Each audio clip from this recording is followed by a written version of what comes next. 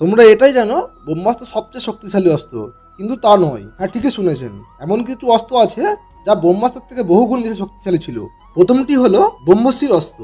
এই অস্ত্র ব্রহ্মাস্ত্রের থেকে 4 গুণ বেশি শক্তিশালী বলে মনে করা হয়, কারণ ভগবান ব্রহ্মার 4টি মস্তক এই অস্ত্রের অগ্রভাগে প্রকাশিত থাকতো। দ্বিতীয়টি হলো ব্রহ্মদণ্ড অস্ত্র। এটি ব্রহ্মর্ষির অস্ত্রের থেকেও অধিক শক্তিশালী, কারণ এতে ভগবান ব্রহ্মার 5টি মস্তক প্রকাশিত থাকতো। পাশাপাশি এই অস্ত্র পুরো ব্রহ্মাণ্ড ধ্বংস করার ক্ষমতা রাখত। তৃতীয়টি হলো নারায়ণ অস্ত্র।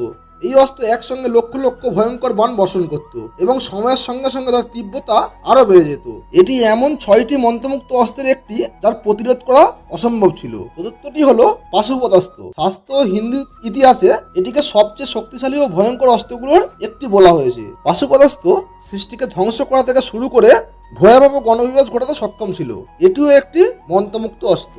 এছাড়াও আপনি আর কতগুলো অস্ত্রের নাম জানেন তা কিন্তু অবশ্যই কমেন্ট করে জানাতে ভুলবেন না।